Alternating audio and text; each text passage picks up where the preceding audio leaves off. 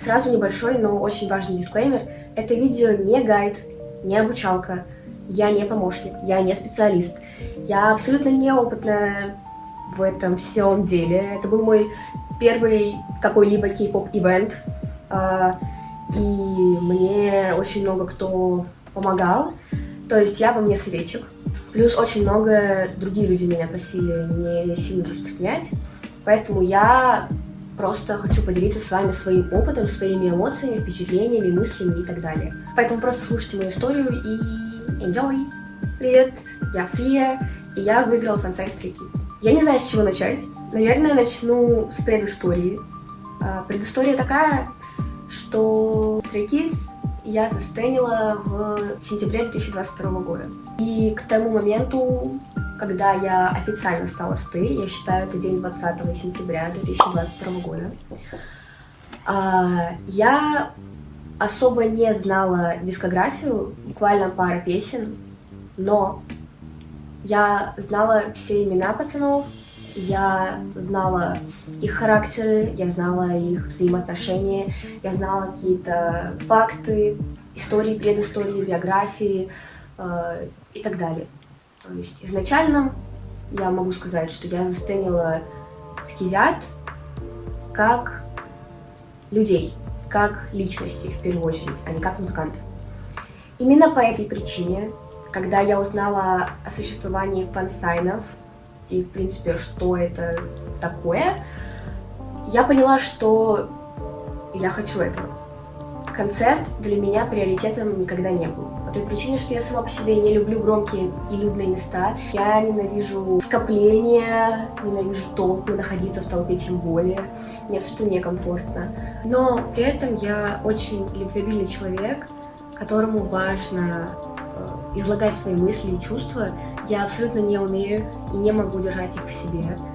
Поэтому у меня весь канал состоит из «я люблю Stray Kids, люблю Stray Kids, я люблю Stray Kids». Но этого изначально было недостаточно. Я очень сильно хочу донести до ребят, насколько огромное значение в моей жизни они имеют. И это куда более важно, чем концерт. Потому что, как минимум, потому что на концерте мало личных взаимодействий с мемберами, только если тебя заметят, дай бог, где-то из толпы. Теперь делаю таймскип, мне исполнилось 18, я нашла работу бариста и начала полностью обеспечивать себя сама. Я живу одна, я обеспечиваю полностью себя сама и своего кота. Поэтому работать бариста было довольно-таки тяжко. Зарплата была очень маленькой. А нужно было еще, помимо всего прочего, помимо базового существования, обеспечивать себе кавер-дэнс, которым я активно занимаюсь. Это является важной частью моей жизни. Повезло, что я не коллекционирую став. После того, как я уволилась из кофейни и поняла, что общепит — это полный пиздец, я решила пойти в продажи. Я пошла продавцом в магазин белья. И примерно в тот же период, когда я начала зарабатывать чуть-чуть больше, я поняла, что я могу начинать откладывать. Тогда я уже решила, что буду откладывать на концерт, потому что я поузнавала о фан-сайнах, и оказалось, что фан-сайн — это всегда лотерея, и тебе может абсолютно с любым количеством альбомов не повезти. Я поняла, что это очень рискованно, и лучше не пытаться, плюс для этого нужно быть обязательно в Корее, поэтому я все-таки решила откладывать на концерт. Откладывала по копеечке, по ниточке, по капельке. И так вот я за полгода откладывала около 40 тысяч. Потом магазин, в котором я работала, ушел из России, я потеряла работу и решила вместо нормальной работы дать второй шанс общепиту. И пошла в самую дешевую сеть кофеен в Москве работать. Это было самое отвратительное время в моей жизни. Меня очень не по-детски ебала депрессия. Это было моей самой низкой точкой вообще моего состояния. Я впервые упала в настолько глубокую яму, что у меня появились реальные мысли. У меня никогда их до этого не было. И я реально начала продумывать, что мне написать в моей предсмертной записке. Было не круто. И из-за того, что я зарабатывала невероятно мало, я начала тратить деньги с накопительного счета, потому что их попросту не хватало. Потом я ушла с этой работы, и так как я была в очень мощном депрессивном состоянии, у меня не было возможности не просто работать, у меня не было возможности встать с кровати и сходить в туалет. Я терпела до последнего, потому что я просто не могла физически оторвать себя от кровати. За этот период я успела потратить все вообще деньги накопленные. У меня осталось около 5 или 7 тысяч рублей на накопительном счету. А потом, в феврале, мне написал работодатель. Важная ремарочка, которая имеет большой вес в этой всей истории, огромный. Я хорошо владею английским языком. На уровне B2, выше среднего. То есть я спокойно разговариваю. Работодатель, заметив это, написал мне, предложил вакансию. Со мной провели собеседование по телефону, во время которого со мной внезапно, без предупреждения, заговорили на английском, а я совершенно спокойно, как ни в чем не бывало, ответила на английском. Они такие: вы приеты. Вот. И так я нашла работу, на которой работаю до сих пор. Это моя лучшая работа, потому что я сама по себе очень жесткий интроверт, и работа с людьми для меня была отвратительной. А тут я просто работаю из дома, работаю сама, почти ни с кем не контактирую, и просто включаю себе на фон музыку и делаю свои дела в компьютере. И зарабатываю 2 раза больше, чем в общепите, когда я работала, и упахивалась каждый чертов день. Поэтому, когда я стала зарабатывать больше, я не стала тратить больше. Я тратила, как и раньше. Я экономила на еде, я экономила на одежде, я экономила на кавердейте, на все экономила. И большую часть я просто откладывала на концерт, как я еще тогда думала. Откладывала, иногда ловила загоны, иногда ловила истерики, но откладывала. И когда дело уже начало близиться к камбэку, когда в июне мы начали предполагать, что вот камбэк может быть в июле, я в тот момент, я даже помню, где это было. Я помню, что я должна была пойти репетировать Мегаверс в ЗИЛ, кто знает, тот знает. И находясь там, я такая: а что, если в период промоушена приехать в Корею и попробовать выиграть фансайн? Я даже писала вот этот вот пост, значит, пост-канал. И я написала потом, возможно, когда-нибудь через пару лет.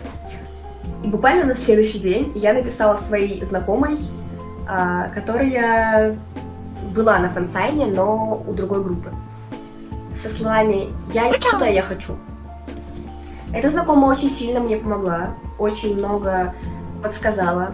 Например, от нее я узнала, что есть определенное количество, оно разнится от камбэка к камбэку, от магазина к магазину и от группы к группе, но есть количество альбомов, которые почти со 100% вероятностью гарантируют тебе попадание на фансайн. Вот.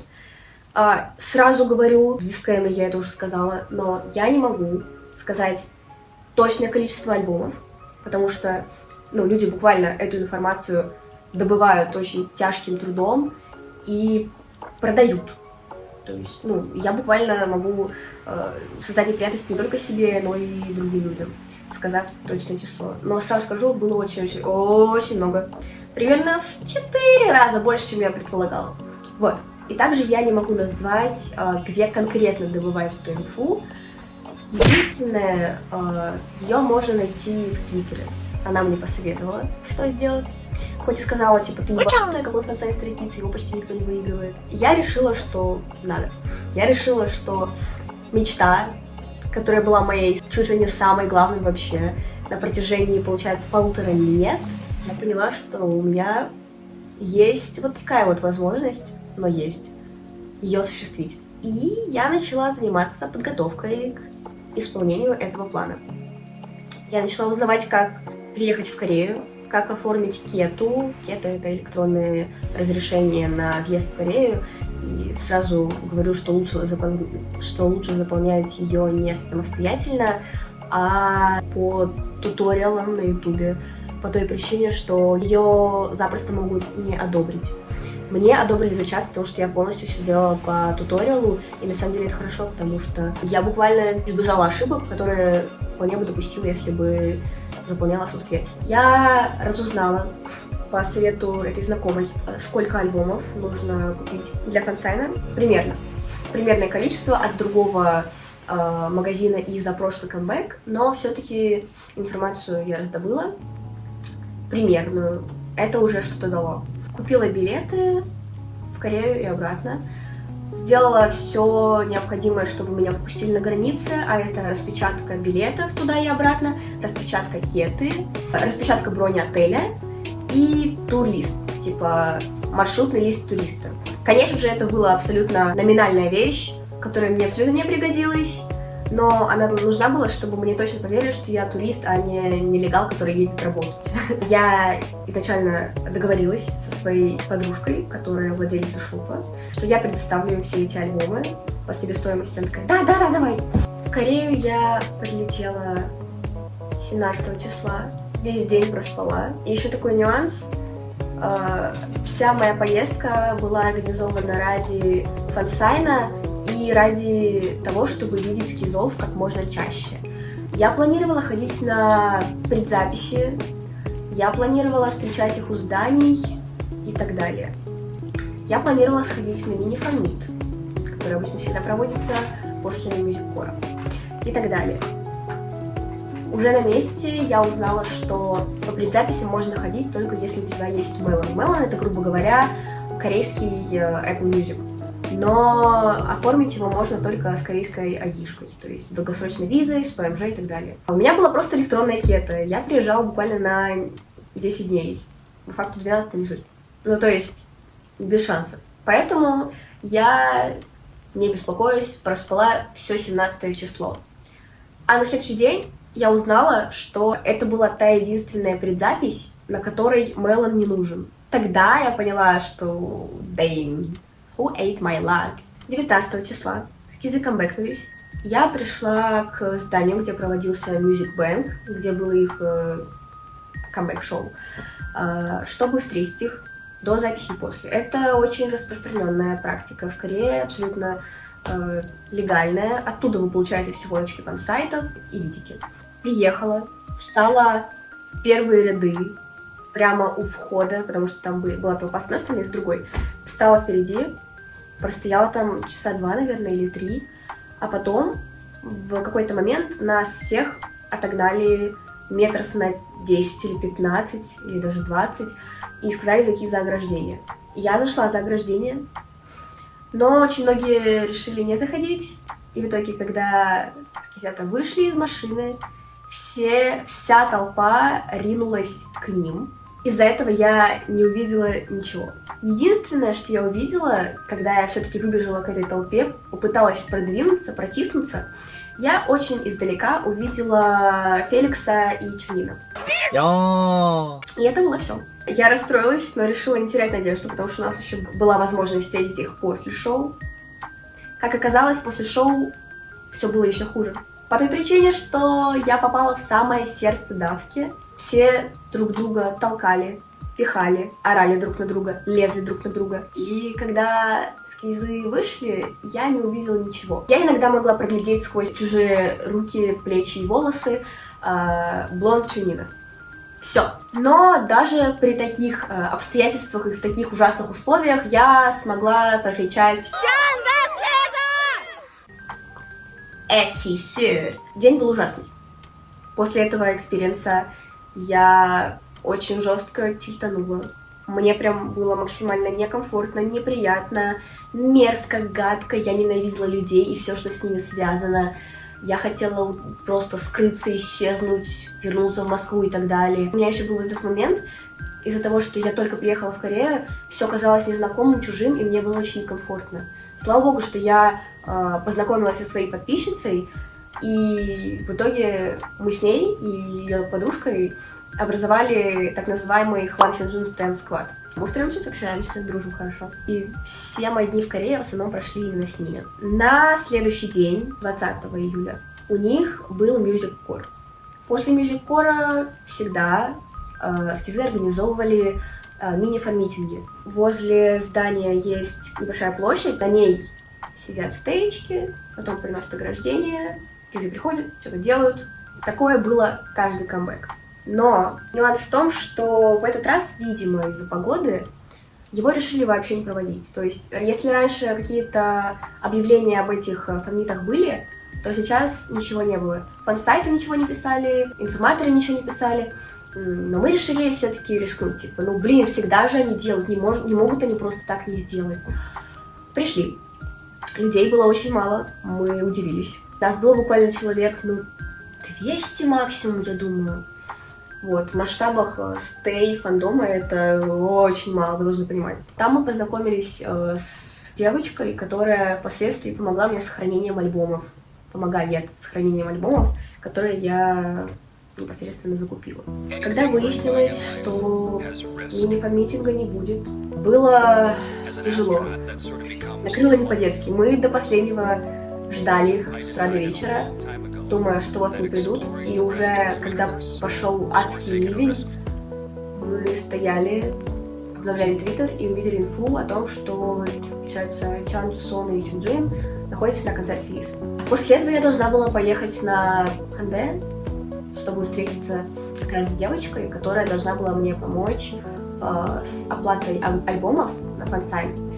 Потому что фансайн уже тогда объявили период, то есть как вообще проходит фансайн. В фан-клубе, то есть в нашем случае в приложении Fans, выставляют объявление о том, что вот будет проводиться офлайн фансайн видеоколл ивент. Вот. Там указывается магазин, указывается дата проведения непосредственно фансайна и даты, в которые можно купить альбомы для фансайна. Обычно это дается как раз таки 2 дня. Далее магазин, который указан, что он проводит этот фансайн, на своем сайте в разделе Event выкладывает 2, получается, штучки: видеоколл и офлайн фансайн. В моем случае у меня уже был офлайн фансайн. Многие очень думают, что нужно покупать альбомы офлайн, то есть непосредственно в магазине и отдельными чеками. Я не знаю, откуда эта инфа вообще пошла. Я тоже так думала, но оказалось нет. Мы просто заказали онлайн все эти альбомы, указали нужное количество, оплатили и все. И они будут рассылаться примерно через неделю по корейским адресам. Так вот, к чему я? Я ехала на Ханде, чтобы встретиться с той девочкой. Она немного опаздывала, даже не так, она не опаздывала, я наоборот рано приехала. И там, находясь на Ханде, среди людей, я словила мощную истерику. Я позвонила Соне, моей лучшей подруге, и рыдала ей в трубку со словами: почему я такая неудачница, почему мне так не везет, почему именно сейчас, почему именно я так долго старалась, я так долго копила, я так сильно готовилась, мне так нужно было, почему вообще все это происходит, за что мне это, и так далее, и так далее, и так далее. Я была в состоянии абсолютного неадеквата, абсолютнейшего. И после этого я подумала, что раз я такая неудачница, мне лучше не пытаться выиграть фансайн. Раз мне так не везет, то я лучше просто дождусь даты, на которую у меня куплен обратный билет, вернусь в Москву и заживу как раньше. Но я понимала, что во мне говорит мой внутренний холерик, что это импульсивная мысль, которая не является моим настоящим желанием. И если я подействую на эмоциях, то я буду жалеть об этом всю жизнь. Слава богу, что я поняла, что я холерик относительно недавно, но поняла. И что своим сиюминутным решением следовать не надо. Я поспала, и на следующий день закупила все-таки, мы встретились с той девочкой и закупили нужное количество альбомов. На следующий день, 22 июля, мне пришло письмо, в котором было написано: «Поздравляем вас с победой в офлайн фансайн ивенте». Указана дата, время, место и правила, которые нужно соблюдать на фансайне. И все эти 5 дней, включительно с фансайном, я провела как на иголках, в абсолютной тревоге, панике и так далее. У меня были мысли, что что-то обязательно произойдет и все сорвется. Что судьба очень не хочет, чтобы я встретилась со скизятами и произойдет что угодно, типа фансайн отменят, фансайн перенесут на то время, когда я уже буду не в Корее, меня не пропустят из-за того, что у меня что-то не так с документами или с чем-то еще, с кем-то из мемберов что-то случится или вообще со всеми мемберами. Вариантов было миллиард, один хуже другого. И я до последнего думала, что все пойдет по одному месту, как обычно, как всегда. Но все эти мысли сменились на «Вау, я смогла». Именно в ту секунду, когда я правда увидела всех мальчиков. Я приехала в назначенное место примерно за 2 часа до, потому что было написано, что регистрация на месте начинается за полчаса до начала. Мероприятие проходило в подвальном помещении. Когда я спускалась в лифте в это помещение, я познакомилась с китаянкой, причем совершенно рандомно. Она такая, типа, ты на фансайн? И я такая, да, очень нервничаю, потому что мы первый раз. Она такая, да, мы тоже. Мы разговорились. Вот, и в итоге это тоже очень сильно мне помогло, потому что знакомство на фансайнах — это очень важная и неотъемлемая их часть, как минимум, потому что иначе тебя просто никто не снимет. Либо ты можешь установить штатив, конечно. Вообще очень многие пришли со штативами. Мы в зоне ожидания. К нам подошла еще одна девочка, мы что-то обсуждать начали. Но практически все были со штативами, с камерами и так далее. И одна как лохушка была с телефоном. Но, опять же, это ошибки, которые нужно совершить, чтобы набрать опыт, чтобы понять, что нужно в следующий раз делать. Потом в какой-то момент мы поняли, что уже пора идти регистрироваться, спустились. Там, получается, было что-то типа ресепшена, и к нему была небольшая очередь. Мы встали, дождались очереди. А какой прикол? Порядок, по которому вы идете к эскизам говорить, определяется жребием. То есть, вы знаете, вот эти вот штучки, которые еще есть в ресторанах, и вот ты их берешь, и когда твой заказ готов, она пикает. Вот. Такие штучки были с номерами, повернутыми к ресепшену. Ну, то есть мы не видели. Это абсолютно рандом. И я очень сильно боялась вытянуть первый номер или один из первых. Сами понимаете почему, учитывая, что я полный лох. Но я вытянула абсолютно средний номер, 11-й у меня номер был. А девочки, как раз с которыми мы познакомились, обе были первая и вторая. Но это тоже сыграло мне на руку. Процедура регистрации была абсолютно быстрой. Я показала свой паспорт, показала сообщение с почты, где было указано, что я победила. После этого я вытянула этот номерочек, мне вручили вот эту вот прелесть и сказали подписать на листочке свое имя. Я этот листочек уже не помню, куда дела, но суть в том, что изначально я планировала альбом с автографами продать.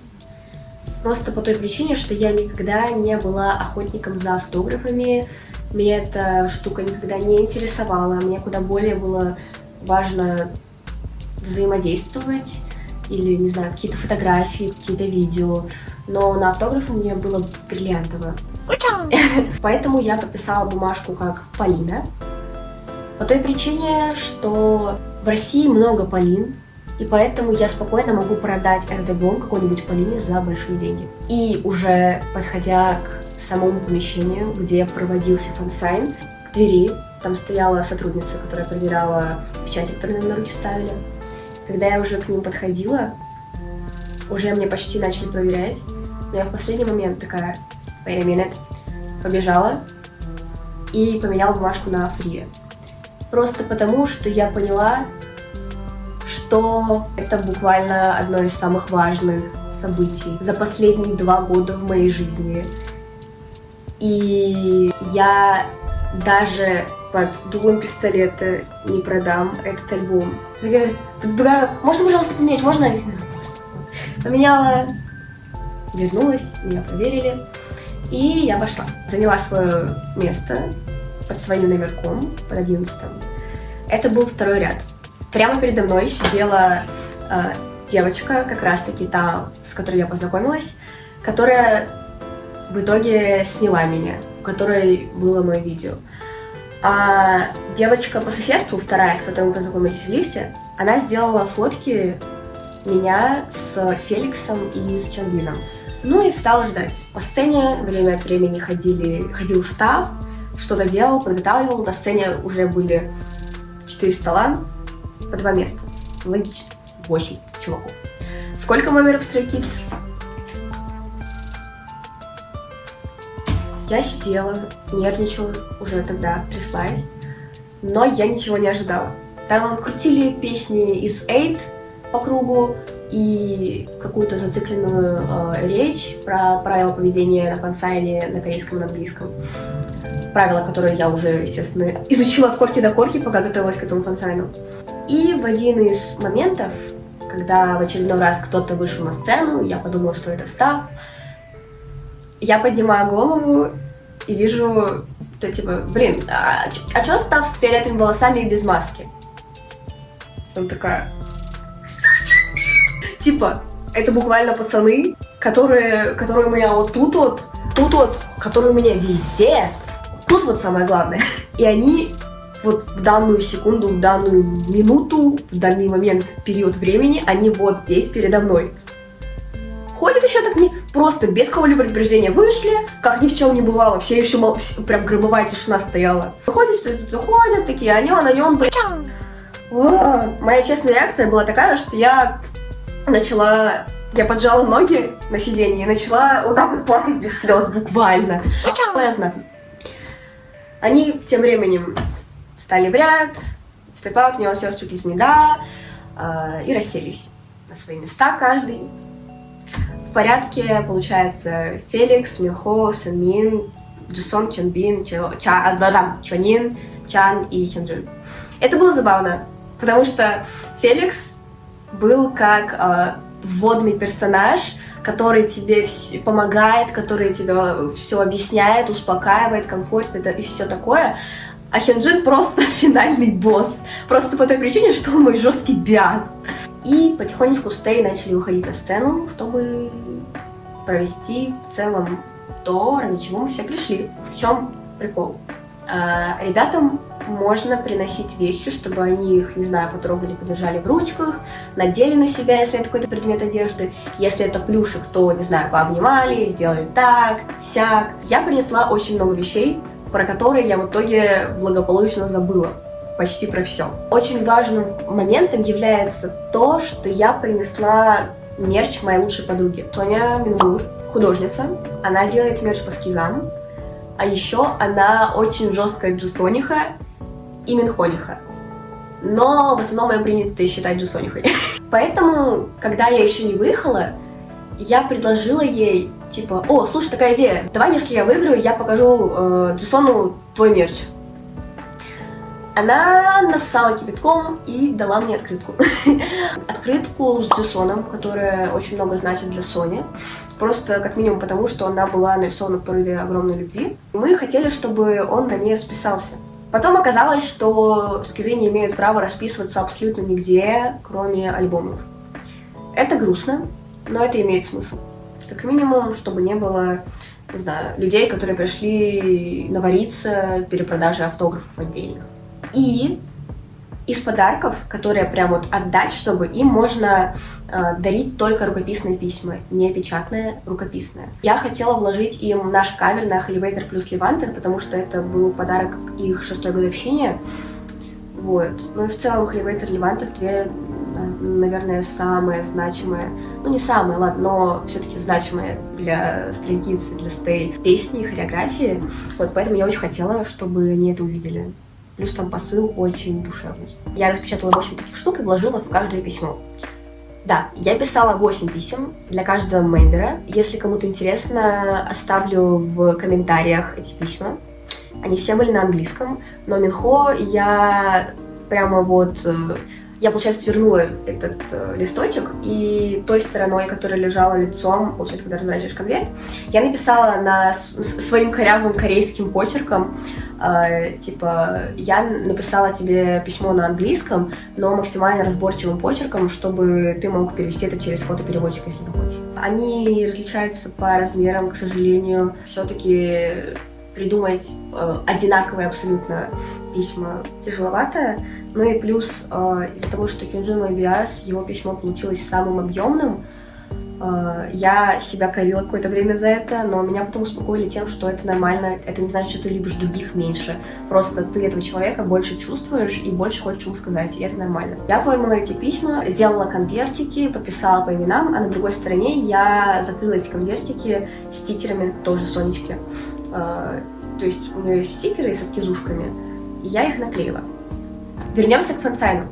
Когда подошла моя очередь, ко мне подошел Став, и как раз-таки в тот период, когда ко мне подошел Став, чтобы меня забрать, вернулась девочка, которая шла первая. Я к ней такая: сними, пожалуйста, сними. Я такая: хорошо.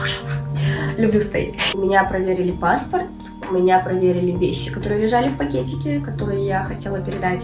Опять же, я хотела передать очень много, но в итоге я передала только мерч, еще к открытке, и с кизушком я добавила брелочки с Минхо Джисоном. Еще с Хёнджином, но Хёнджин я просто ничего не успела достать, потому что я была слишком увлечена другим. У меня мозг, в принципе, атрофировался в тот момент. Меня проверили вещи, которые я взяла, и в тот момент я поймала свой первый I made it moment. Если вы понимаете, о чем я, типа, я просто стояла и такая: это происходит. То, о чем я так сильно мечтала, то, ради чего я так долго работала, то, ради чего я плакала и лила свой пот, оно наконец-таки происходит. То есть вот сцена, здесь Стэй заходит, здесь Стэй уходит, здесь пацаны. Вот. Когда я подошла, ушла девочка, которая стояла первая. Дальше стояла передо мной девочка, я встала за ней. Когда эта девочка ушла, у меня сердце пропустило удар. Потому что я понимала, что через минуту, да, на каждого мембера давали минуту, это случится. Я стояла, там еще стоял дядя-охранник, на всякий случай, типа, если кто-то решит побежать, да. Вот. И у меня само сейчас сердце забилось. В тот момент, когда дядя-охранник посмотрел на меня и сделал вот так, потому что место с Феликсом освободилось, я словила небольшую дырялку. Большую. Но пошла. Еще один нюанс был. Когда ты выходишь к парням, у тебя не может быть никакой техники. Телефонов, петличек тем более. То есть звук записывать категорически запрещено. Это, на мой взгляд, тупое правило, потому что очень многие знают, как его обходить. Но, к сожалению, у меня не было возможности его обойти, поэтому я осталась без записи. Меня очень многие просили описать, какие мемберы в жизни, как они себя ведут со Стэй, как они вели себя со мной. Ну, логично. И что вообще можно сказать, что было, какие впечатления и так далее. Поэтому я буду, наверное, показывать видео с каждым мембером и после этого объяснять какие-то моменты, рассказывать, дополнять и все такое.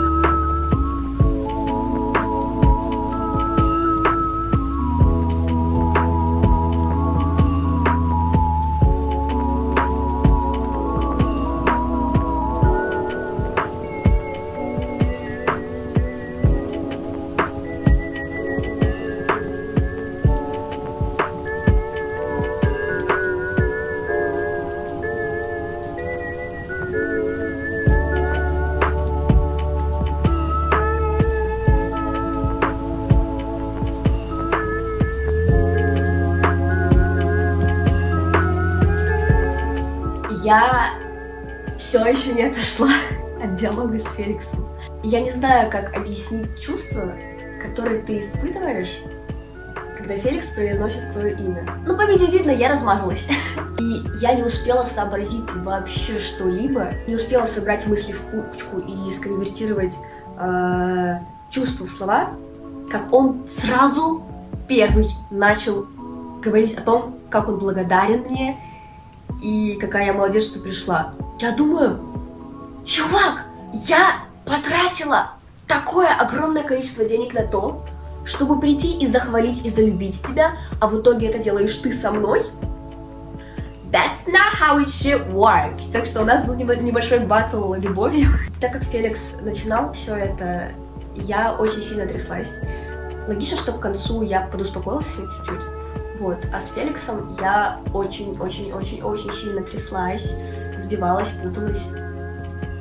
И пока я тараторила о том, как я его люблю, как я его ценю, он уже подписал мой альбом, отложил его, посмотрел на меня, улыбнулся и протянул руку. И я просто смотрю на эту руку, потом на него и такая: «Мне можно?» Чинча, мне можно? По видео видно, что я очень медленно и аккуратно кладу эту руку. А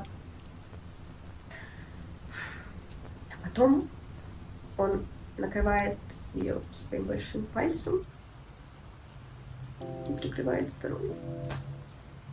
И тут у меня я такая: блядь, я отпускаю этот дебильный пакет и накрываю его ручку своей. И он такой сидит. После этого я сразу выдала о том, что он спас свою жизнь. И он сделал такое лицо. И я просто думаю, сейчас, пересматривая это, сколько же в этом человеке эмпатии, доброты, любви, сострадания. И я не осознаю, что такие люди и правда существуют. После этого я рассыпалась, сказала, что он очень красивый. Такой типа: какой ты красивый, боже мой. Он такой захихикался. После этого говорить стал он, потому что я очень-очень жестко тряслась, очень сильно нервничала. И он начал меня успокаивать, подбирать самые нужные слова в тот момент, говорить, что я огромный молодец, и что он очень благодарен, опять же, что я туда пришла, что я туда попала. Настолько это было искренне, тепло, и меня просто добило, когда я уже пересмотрела видео. Я в реальности, когда, в моменте, я этого уже не видела, я повернулась к Минхо и шла к нему. Но он смотрел мне вслед, сияющими глазами улыбался, и потом перевел взгляд на стол и продолжал улыбаться. То есть, я и правда сделала его на тот момент на минуточку счастливым. Я больше мечтать не могу. Раньше я думала, я не сомневалась, что скиллы в реальной жизни такие же, какими мы их представляем, но я думала, что очень многие их черты преувеличены для образа. Я не думала, что Феликс настолько комфортный и светлый, насколько мы его представляем в фандоме. Я не ожидала, что он будет настолько светлым и ангельским.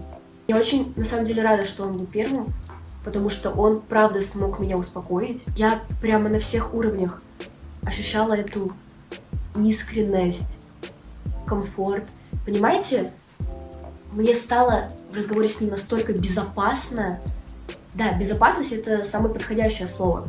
Я чувствовала себя очень безопасно, уютно, комфортно и тепло, и нежно. И это прям... Я не понимаю, как он это делает. У меня даже осталось фантомное ощущение, что мы не просто говорили, что мы прямо-таки обнимались, потому что его слова ощущались как объятия, как будто бы мою душу просто взяли и крепко обняли.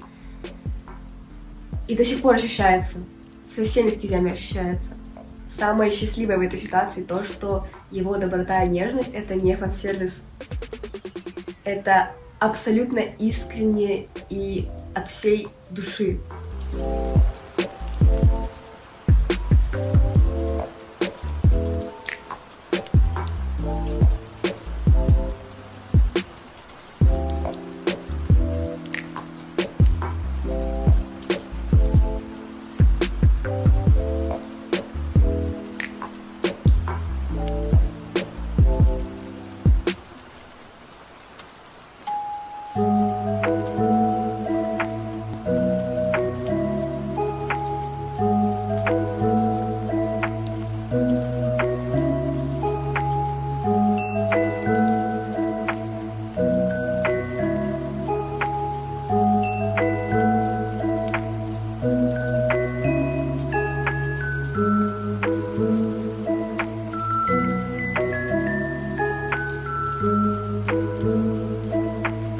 Когда я подсела к Минхо, я сразу ему с порога сказала английским так разборчиво, как я могла на тот момент, что я, к сожалению, не знаю корейский, но ему не обязательно отвечать, все хорошо. И я начала ему говорить о том, какой он хороший, как я его ценю, как я им восхищаюсь.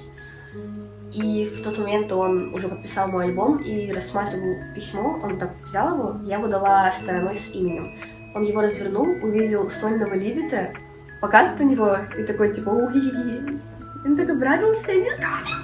После этого я вспомнила, что у меня так-то еще и брелочек есть. Я полезла в сумку за брелочком. Он еще так испугался немножечко, но он прям внимательно смотрел, как я ищу что-то в этом пакете. И когда я его достала, вау, он так обрадовался. И такой типа, показывает, Ми, ты мой хороший, да, это ты. И он просто сиюминутно нацепил его на себя. Это просто добивающе. Всю эту минуту оставшуюся я говорила Минхо, что я чувствую.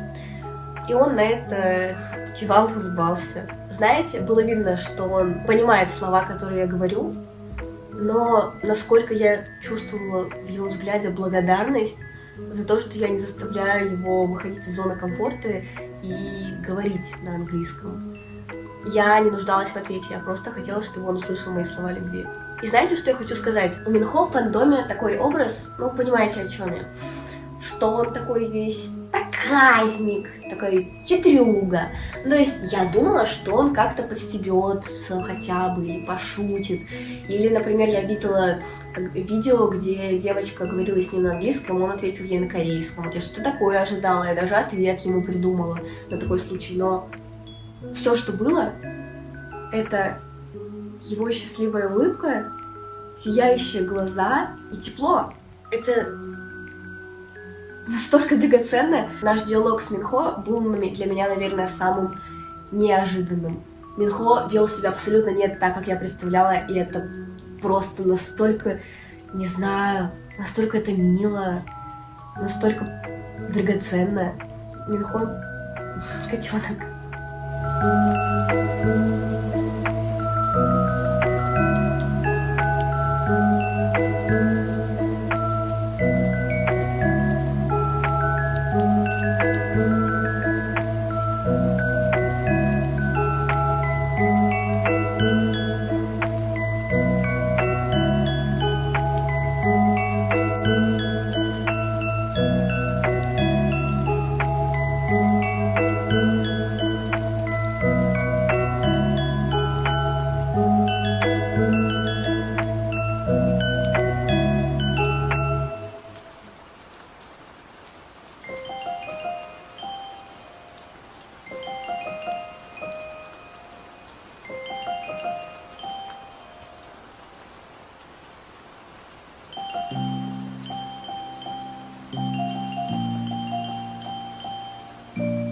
Сунмин весь разговор сидел с абсолютным покерфейсом и очень внимательно меня слушал.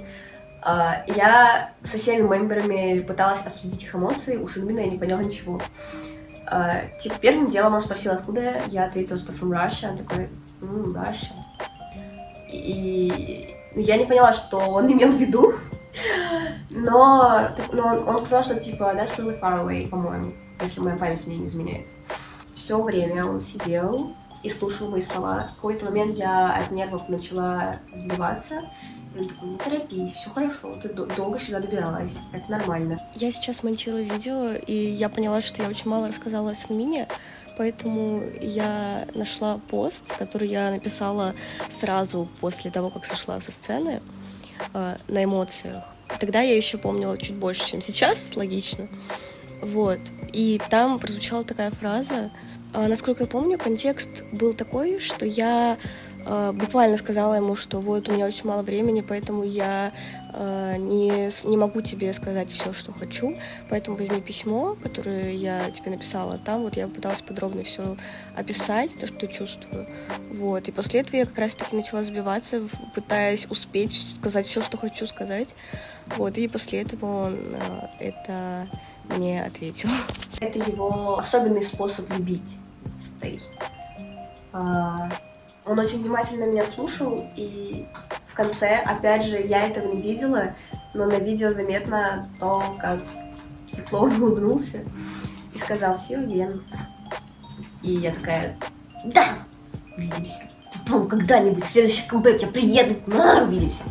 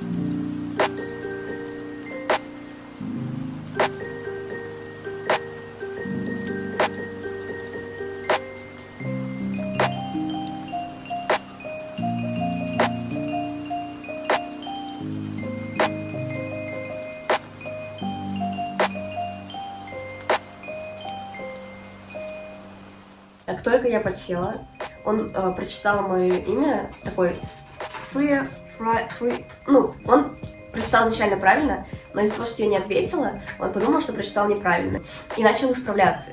А я в тот момент просто была увлечена тем, что нужно было мне найти открытку Сонину. И я такая, да-да-да, Фри, все хорошо. И достаю Сонин мерч сразу.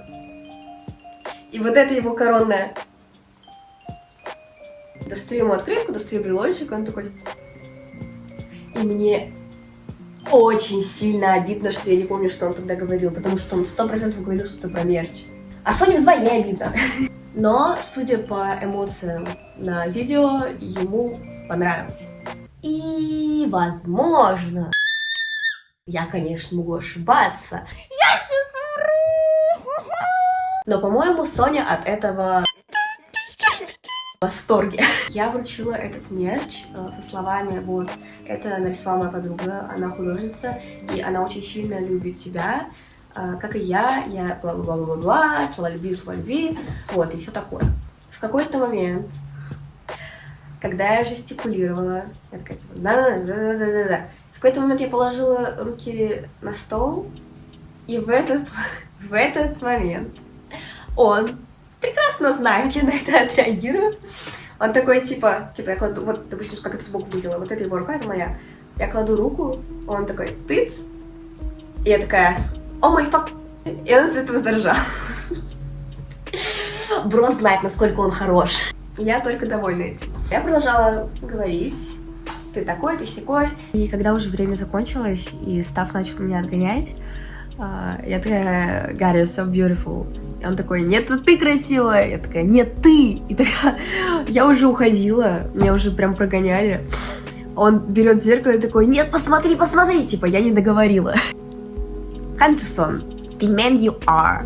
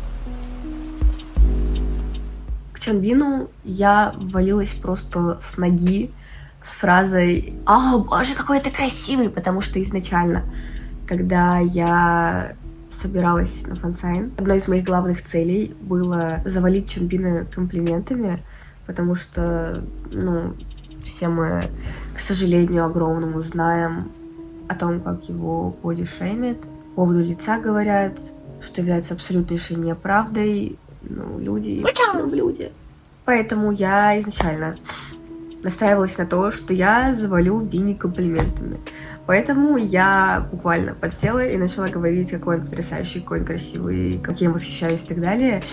Но он сразу, эта смущенная улыбочка появилась, но не смущенная же, я не могу. Он тоже спрашивал, откуда я, как Сунмин. И когда Чонбин такой типа «No», когда я назвала его красивым, и я начала на него орать. Не то, что орать. Я такая, типа, yes, you are! Ну, так громко, как позволяла там это делать. Я надеюсь, он оценил. И он тоже сказал, как и Сунмин, see you again.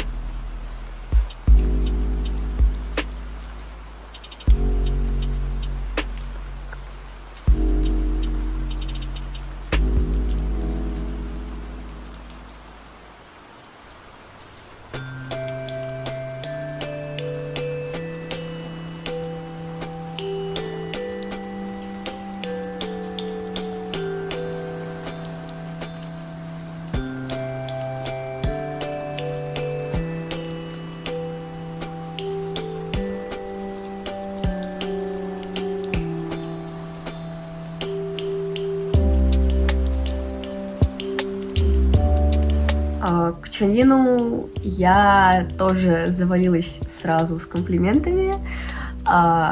Он сидел, он вот берет мой альбом, начинает подписывать, а я просто... Он немножечко прятался за своей челочкой, вот этой вот, которая у него сейчас. Он очень сильно смущался. Я его продолжала заваливать любовью, и он прям так смущался. Мне казалось, что еще секунду он просто так... Как тот самый кот в меме с шариком. Он прям смущенный, такой вот стесняшечка. Я просто таяла от его улыбки. Она искренняя. Еще ямочки на щечках вот эти вот, которые... Они в реальности, мне кажется, в 2 раза глубже, чем нам кажется с экрана. Он прям солнышко, лисёнок. Забыла. Чонин тоже спрашивал, откуда. И он сначала не расслышал, когда я сказала Russia. И я такая, чтобы наверняка такая лося.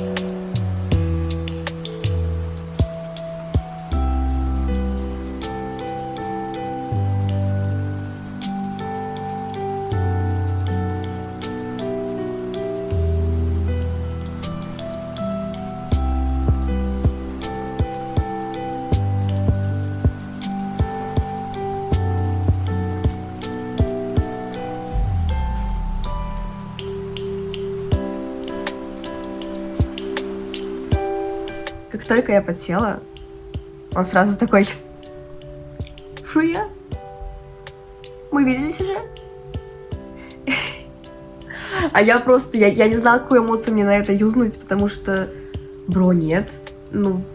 Может, в ТикТоке видел, я не знаю. Я такой, ты впервые здесь? Я такая, да, впервые. Это, возможно, была какая-то микропопытка поделулить, и чтобы я ответила что-то вроде «Да, мы виделись в моих снах», и началось бы что-то такое, как у него в бабле обычно происходит. Но я вместо этого выбрала посопливить, и он подхватил эту волну. Я такая, нет, я впервые вижу вас в реальности, но я хочу сказать, что я очень сильно благодарна. И он такой: за что? За что?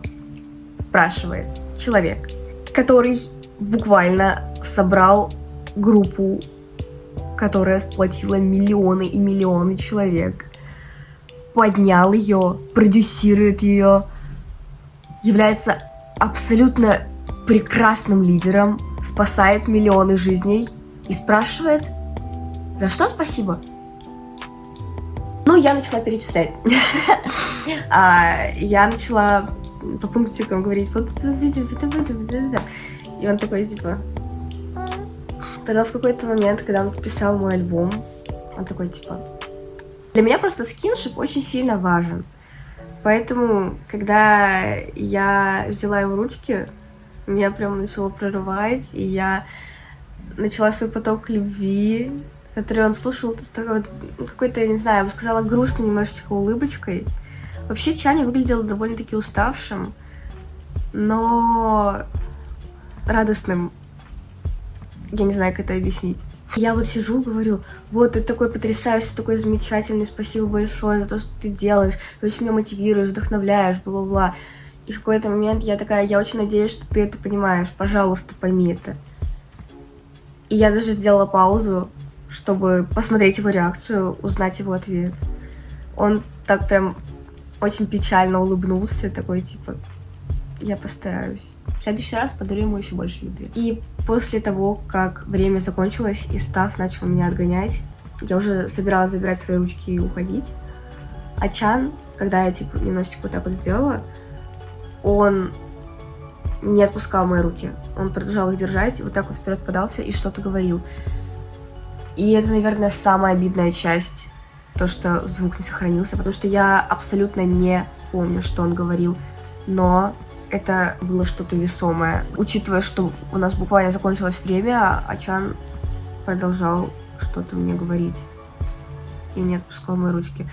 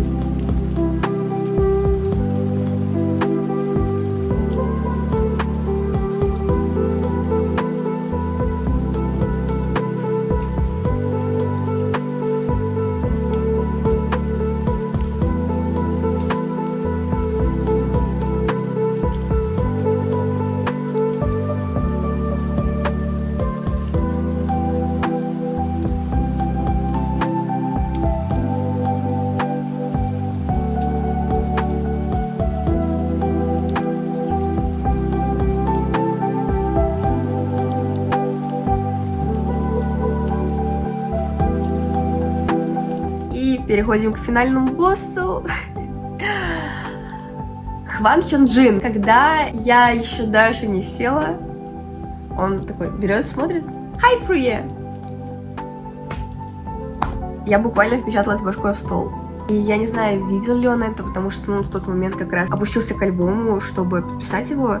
И когда я поднялась, он уже поднял голову. Кстати, насчет альбома, я что хочу сказать. Это я заметила уже после самого фансайна. Знаете, он написал мое имя немножечко кривовато. И мы сначала хихикали.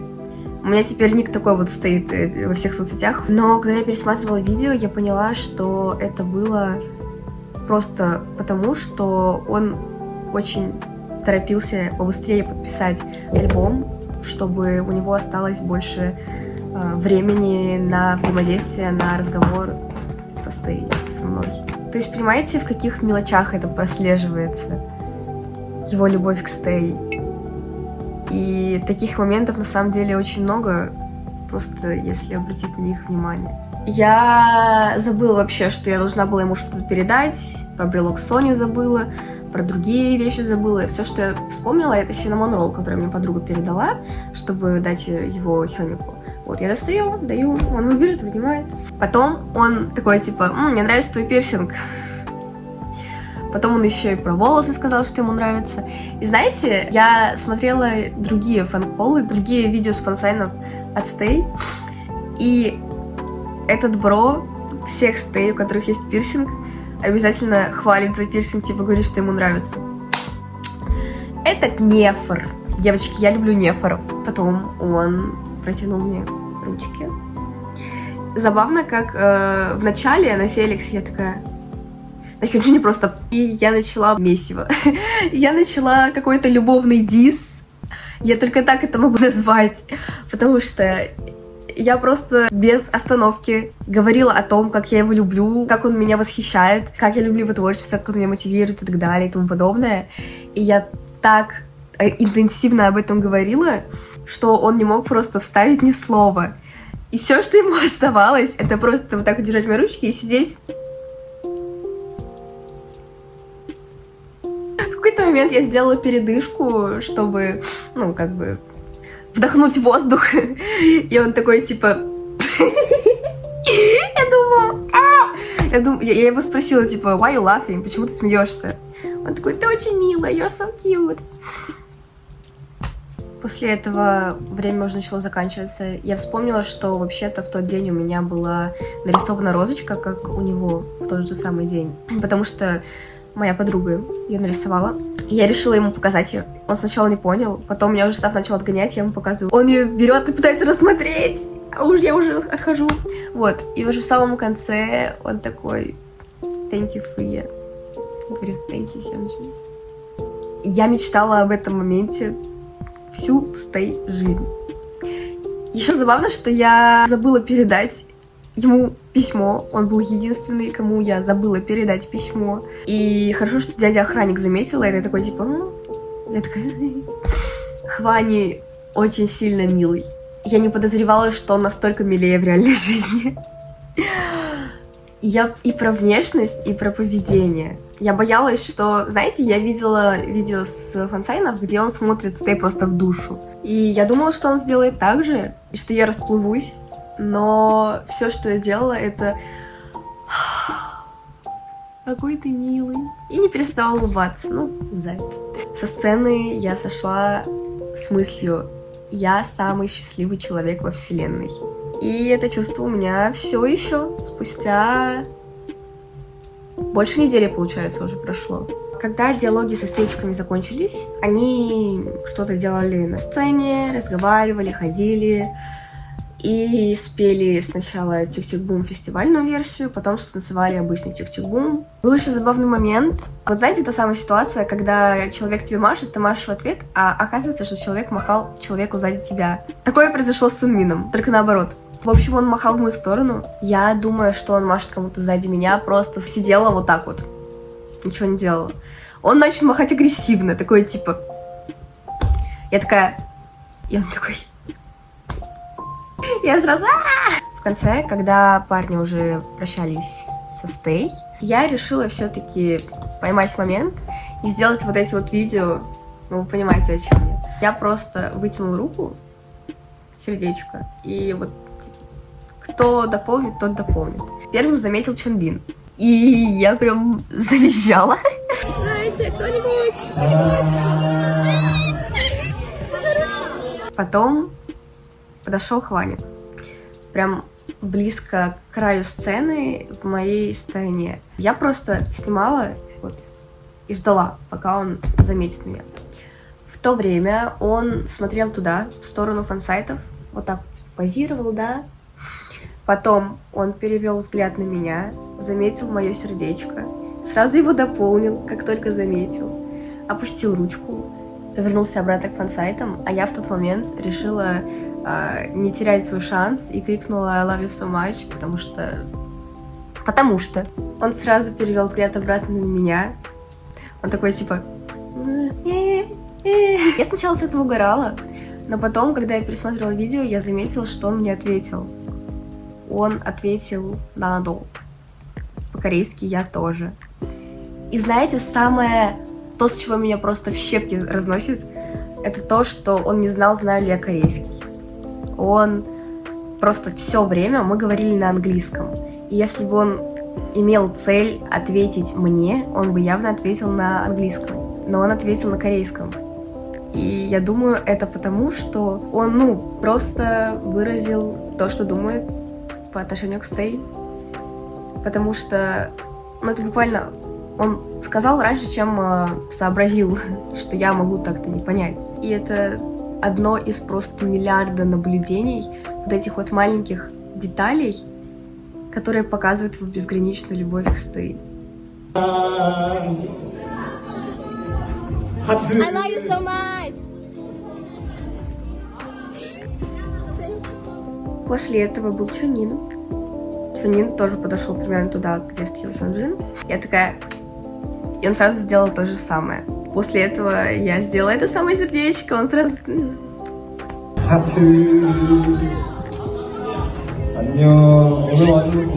Да, если кому-то интересно по общему впечатлению, пацаны просто милейшие. И я просто, мне счастливо их любить. Я счастлива их любить, потому что я убедилась, что они нас очень сильно любят. Касательно моего поведения, я соблюдала некие правила, которые я придумала себе сама. Сейчас объясню. Например, все мы знаем, что далеко не все любят скиншип. Чонин, например, который, не тактильный. Поэтому я специально клала руки просто перед собой на стол. Или вот так вот, или вот так вот. Не лезла с ними. Я не совала их пацанам прямо, вот, чтобы, похвататься. но как будто бы личные границы и уважение, такие вот штучки есть. И я оставляла им выбор, что им делать с моими руками. Кто хотел, как Феликс или Чан или Хёнджин, они протягивали вот так вот ручки. Кто-то, например, Хан Джи Сон просто хватал. Я не жалуюсь. И не буду врать, я прямо-таки горжусь этим своим решением, потому что, я повторюсь, моей главной целью было хотя бы на минуту сделать парней счастливыми, и чтобы они услышали о моей любви и почувствовали ее хотя бы немножечко. Поэтому я пыталась создать максимально комфортные условия для них. Мне говорили, что у меня, вероятнее всего, будет... Знаете, есть послеконцертная депрессия. Мне говорили, что у меня будет послефансайная депрессия. Я готовилась. Я изначально, когда ехала в Корею, думала о том, что меня накроет после фансайна. Но в итоге после фансайна я вышла с лыбой от уха до уха и думая о том, какая я счастливая. Там просто две мои подруги встретили меня чуть не со слезами на глазах, а я просто стояла и улыбалась. Гизма! И еще когда я рассказывала... Да Гизма! Гизма! Я еще когда им рассказывала о том, что происходило на фансайне, я буквально танцевала. У меня на следующий день все болело, потому что я прям очень активно танцевала, чтобы, мне нужно было деть куда-то эту позитивную энергию. Она из меня прям таки лилась. И знаете, мне говорили, что меня накроют через день. Меня не накрыло. Говорили, что меня накроет, когда я вернусь в Россию. Меня не накрыло. Я опоздала на свой рейс, и мне пришлось брать новый билет и лететь через 2 дня. Но меня даже это не расстроило, потому что все, что в моих мыслях, это скизята теперь знают, что конкретно я их люблю. И это самое важное для меня. И я все еще самая счастливая. Я страдаю депрессией с конца 2019 года. Я не хочу говорить настолько громко, потому что это все очень сложно, я сама знаю. Но состояние очень похоже на то, когда у меня депрессии не было. У меня абсолютно новые цели, у меня гораздо больше, не знаю, какой-то энергии, желания что-то делать. У меня очень сильно поменялся майндсет после этого экспириенса, потому что буквально фансайн был тем, что я считала невозможным до самой последней минуты. У меня была просто череда неудач, я о ней рассказывала. Просто огромная сплошная череда неудач. И я думала, что мне не повезет, но по факту я просто копила ульту для этого фансайна. И я теперь придерживаюсь мысли о том, что нет ничего невозможного. Я в самом буквальном смысле считала фансайн невозможным и недостижимым. И в итоге я здесь. Именно об этом фраза «Dreams come true to those who truly want them», которая фигурирует почти везде у скизят. И это правда.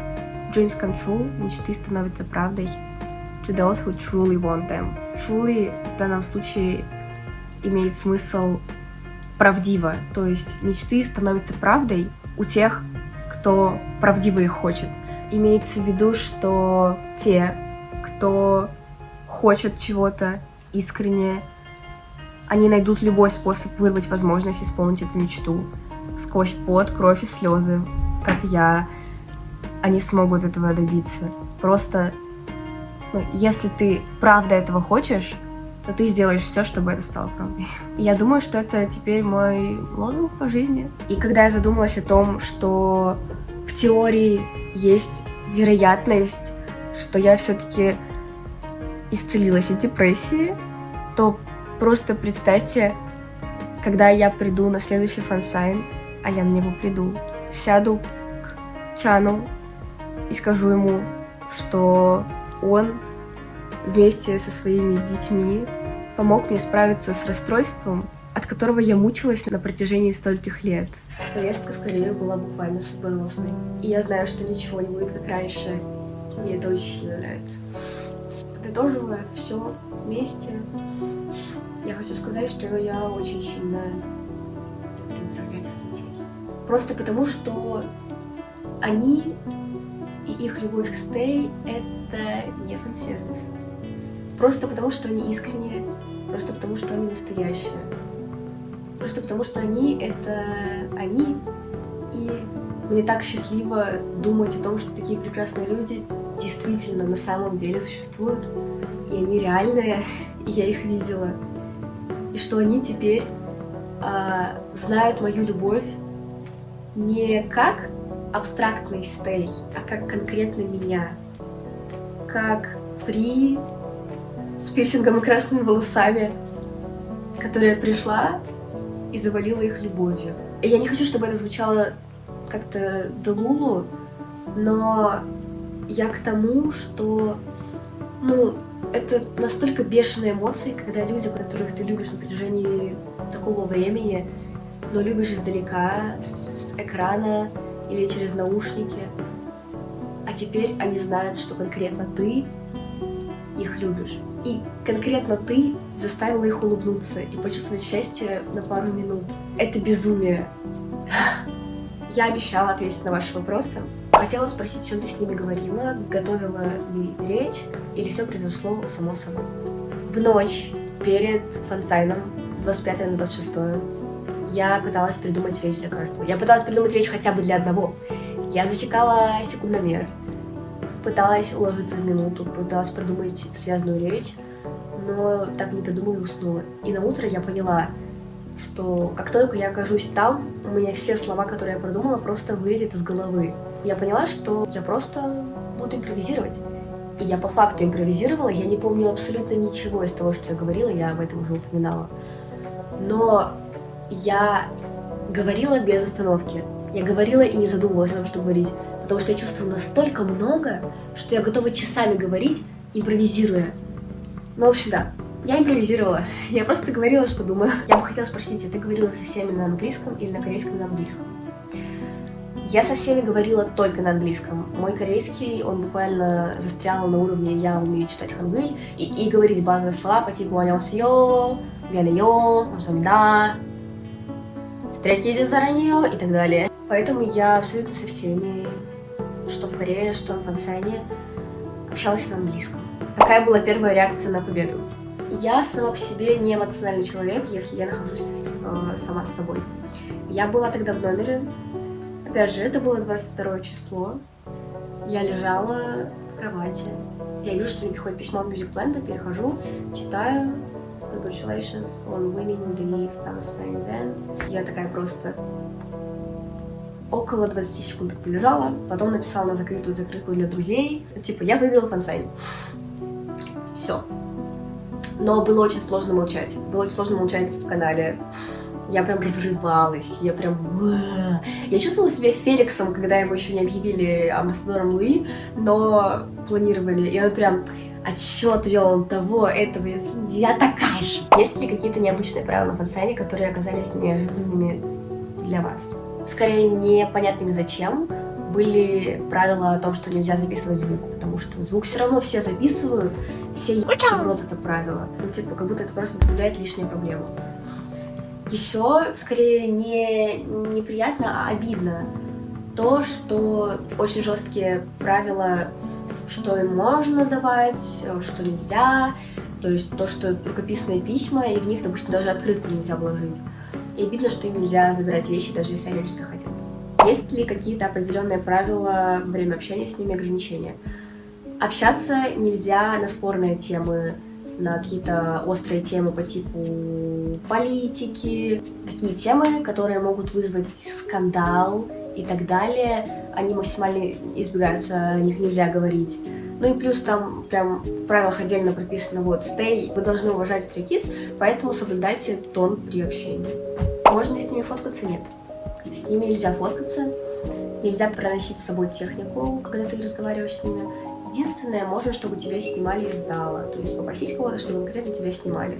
Как много людей там было? На фансайнах Stray Kids стабильно 30 человек, на офлайн фансайнах. На фанколах обычно 10 видителей. Расскажи о системе съемки видео и фото на самом фансайне, где можно, где нельзя, какая техника, можно брать с собой человека, который тебя заснимет. Брать с собой нельзя никого категорически, кроме тех, кто выиграл. Получается, знакомиться на месте — это прям, что-то необходимое. Вот. либо выигрывай уже со своими друзьями. Но легче, конечно, познакомиться с кем-то на месте, чтобы тебе просто помогли со съемкой. Да, обычно на фансайнах снимают всегда друг друга. Там даже мне девочка сказала, что там есть правило, типа, если тебя сняли, то должен снять этого человека тоже. Видео, фото, очень многие, чуть ли не все, наверное, кроме меня, были со штативами. Приходили со штативами, ставили на них телефон и, чтобы снимать себя, чтобы телефон не шатался, чтобы было удобно и так далее. Расскажу немного о корейских стей, какие они. Знаете, я чаще видела китайских стей, чем корейских. Китаянок очень сильно много на таких ивентах, прям очень. Но я бы не сказала, что корейские стей прям такие ужасные, какими мы их представляем. По сути, тот процент корейских стей, он маленький. Но из-за того, что он создает большую видимость, нам кажется, что такие все. Но по факту я ни одной стей корейской, по крайней мере, в Сеуле не встретила. Они часто улыбаются при своих фанатах, они веселые. Они дурачки. Между собой они дурачки, я об этом уже говорила. При своих фанатах, при адекватных фанатах, которые не заставляют мяукать, называть мамочками и делать ее, они улыбаются без остановки. Прям, их любовь, она чувствуется на всех уровнях. И это был, правда, невероятно счастливый и нужный экспириенс для меня. Серотониновый буст просто, там. Я счастлива. Я счастлива, что я стей. Я люблю стей. Я люблю Stray Kids. И теперь они знают о том, что я их люблю. И это лучшая награда, которую я могла получить за весь этот тяжкий труд. Надеюсь, это не конец. Я знаю, что это не конец. Будет еще. Спасибо, что послушали этот рассказ. Оригинального материала получилось больше, чем 2 часа, кстати. У меня телефон несколько раз умирал из-за того, что у меня заканчивалась память. Поэтому hope you enjoyed this video. Все. Всем пока.